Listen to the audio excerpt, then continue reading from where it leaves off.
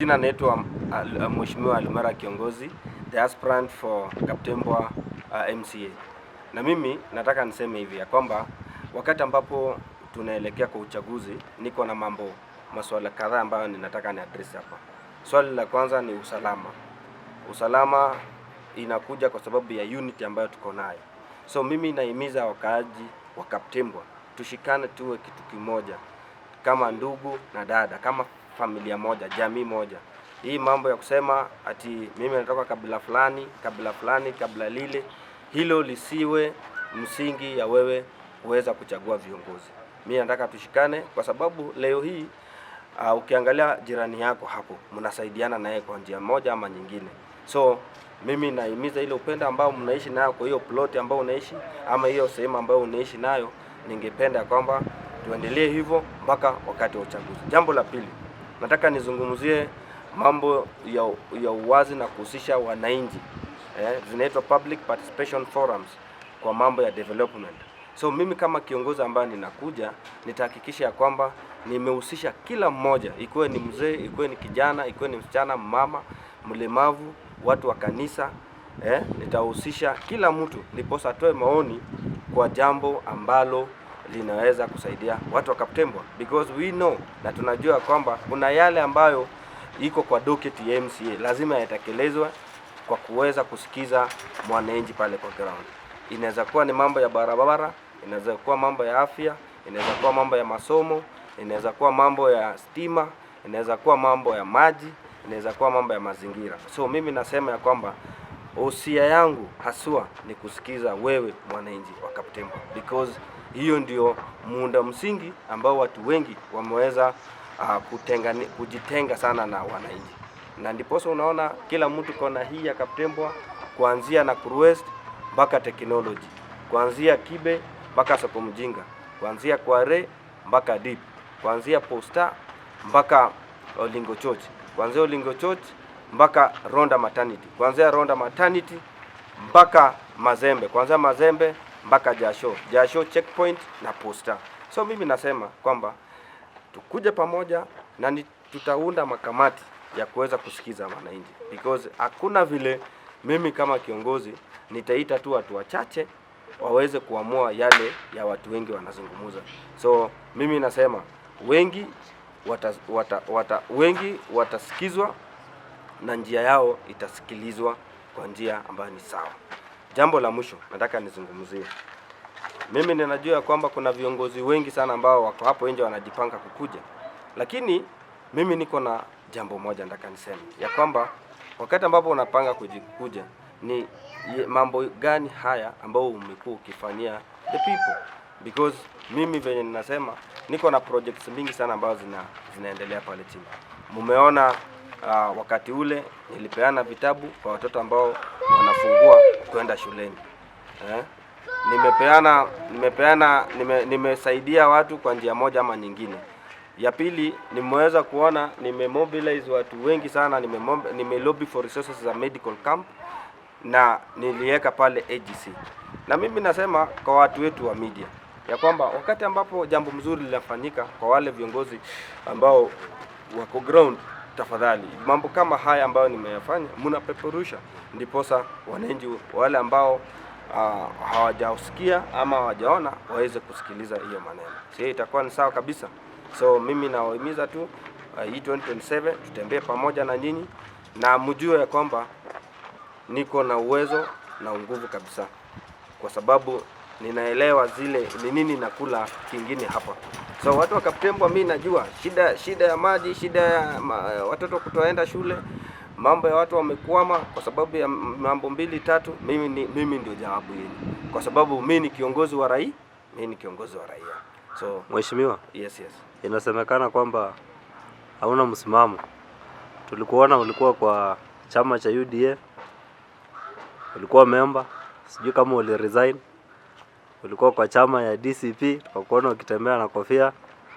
Tukakuona pia marafiki zako wengi wako kwa chama cha ODM, pia wengine wako kwa chama cha DAP. Kwa nini ueleweki? Mimi nasema kwamba mimi natafuta marafiki. Na ndiposa nimesema mimi naendelea kusikiza ground. Wananchi akiniambia niingie UDA, mimi naingia UDA. Wakiniambia nibaki kwa ODM, nibaki kwa ODM. Wakisema niende pande ile nyingine, lakini kitu cha msingi ni kwamba lazima hiyo uamuzi make mambo ya kusimama na chama itatoka kwenye ninyi wananchi. Na mimi nawaambia tu ukweli peupe ya kwamba lazima serikali pia ipewe heshima yake because inaongozwa na William Samoei Ruto.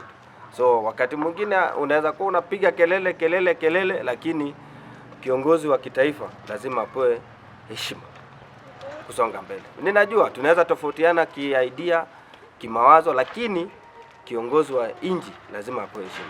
So mimi nawahimiza watu wangu ya kwamba hii ni wakati wetu wa kujisongesha kabisa na uongozi ambao uko, ndiposa pia sisi tuweze kushikiliana.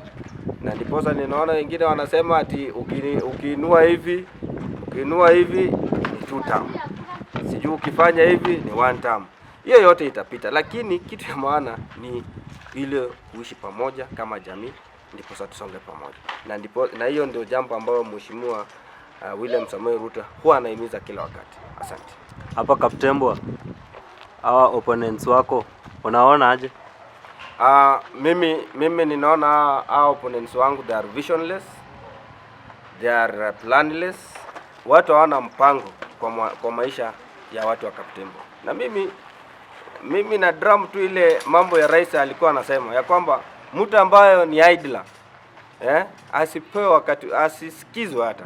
So nyinyi wananchi, nyinyi mnataka kusikiza mtu ambaye ako na mpango, anaweza lobby resources zikuje karibu na nyinyi, watoto wenyu waweze kusaidika, wafanya biashara wapate usaidizi, boost.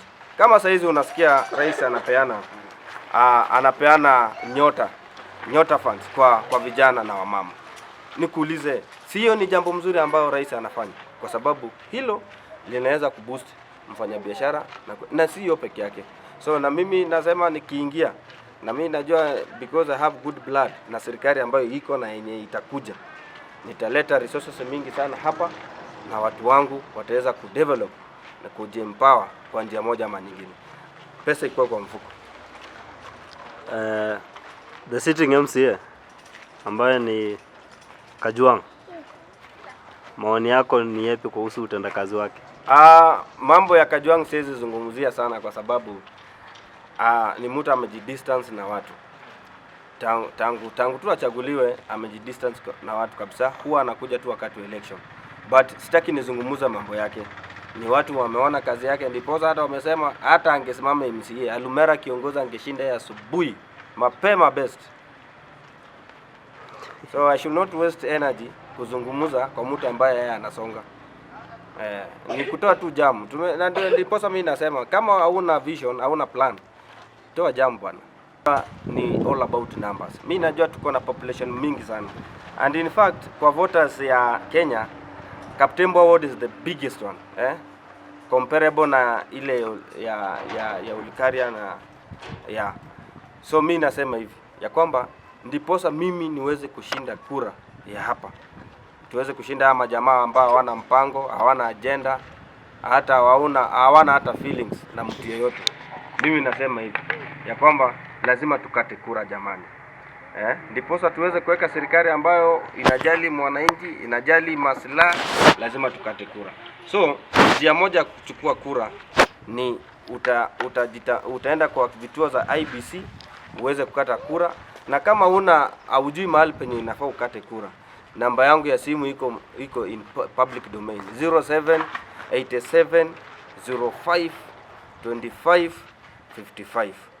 Ukinipigia nitakudirect ama nitakufacilitate uende uchukue kura, ndiposa tushinde ama jamaa. So hiyo ndio kitu naihimiza sana, na wakati ambapo unafanya hivyo utakuwa unajisongesha sana na uongozi ambao unakuja. So mimi nakuhitaji ukue kiongozi wangu, mobilizer wangu pale mashinani, because si kila saa nitakuwa mahali penye uko, unaweza kuwa penye uko na Makiu. Hii Kaptembwa tuko na villages mingi sana.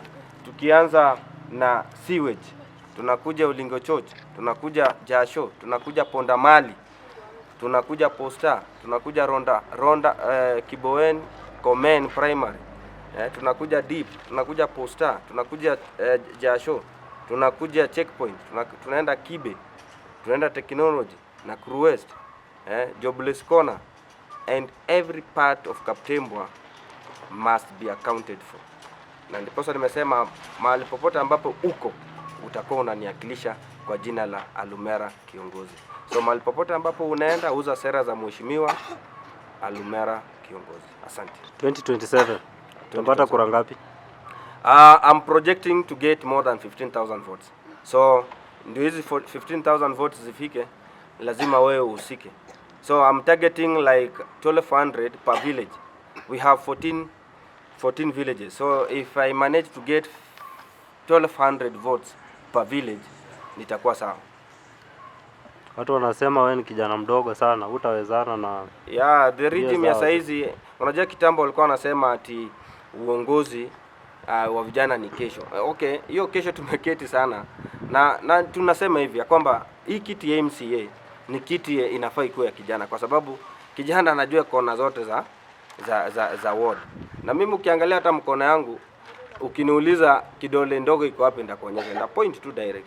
So it's the same way na mimi kama kijana mdogo nitajua ule mama ambaye amelemewa school fees pale ni nani, nitafika pale. Ule kijana ambaye hana kazi na ninajua mahali penye ninaweza mtuma ama niongeleshe mtu fulani ampe kazi ako mahali fulani, ni mimi tu kama kijana Gen Z. Shida ikiwa pale ya magonjwa, ni mimi nitakimbia hapo mbio sana. Lakini sasa ukipea mzee, mtu amechoka, sura hata ni mbaya, huyu mtu atafika hata kusaidia aje hata. So na wacha nikwambie, na mimi niko na mambo matatu nataka niambie watu wa Kaptembwa Bedhi. Fidelity, faithfulness and loyalty to the people is a must. Na mimi kwa watu wangu wa Kaptembwa ni hiyo nasema. Mtu yote ambaye hayuko loyal kwenyu, mtu ambaye hana uaminifu kwenyu, mtu ambaye hana hiyo fidelity, rusha yeye nje. Ati ku survive kwa siasa za Nakuru Magharibi ama Nakuru West lazima ukuwe gun. Ni watu wamebrand kama gunism, but mimi nataka niseme kwamba hakuna mtu mbaya. Huyu mtu anaitwa mtu mbaya ni kwa sababu kuna mambo ambayo yeye kama mwanadamu hajazingatiwa. Kwa mfano, kijana ambaye anatumika kama gun, ukimtafutia kitu ya kufanya, jioni ikifika atakuwa na nafasi gani ya kwenda kunyonga mtu ama kwenda kupiga mtu? So ni kujihusisha tu, unahusisha huyu jamaa. Ndio maana nimesema kwamba public participation ni jambo mzuri, because kwa hiyo public participation, because nitakuwa na agenda ya vijana, mambo ya tools for work, for the young people in terms of talent, in terms of empowerment and etc. So wakati ambapo tumeallocate pesa za kununua hizo tools kama hizo ballast machines, hizo vitu za mjengo, mambo ya vinyozi and extra, huyu kijana ako very busy during daytime. Akitoka hapo jioni, yeye anaenda kukaa na familia yake, akule ugali, aoge, alale. Atapata wapi nguvu ya kwenda kusimama kwa barabara kukunyonga? Ama atapata nguvu wapi ya kwenda kuambiwa kwamba shika 200, shika 100 ngapi uende upige mtu fulani kwa sababu ya siasa? Hapana. So it's a high time, mimi kama kijana tumesema tutatumika tena kwa hii siasa ya Nakuru Town West na pia Kenya kwa ujumla, because I'm also speaking on behalf of the youth across the country. Una launch lini manifesto? I'll be giving, nitakuwa natoa azimio langu public mwezi wa 5. Nitakuwa na mkutano kubwa ya hadhara na nitakuwa nimehusisha wale mobilizers wangu wote kona yote ya Kaptembwa, wakuje yale ambao wameishi wakiniambia fanya hivi mheshimiwa, fanya hili na lile. Hiyo vitu zote niko na secretariat team yangu sasa na document hiyo document. Once they are ready ndiposa nitaita mkutano ya hadhara na nitaambia nyinyi watu wa media mkuje mkave hiyo story, kwa sababu itaenda nationwide kabisa.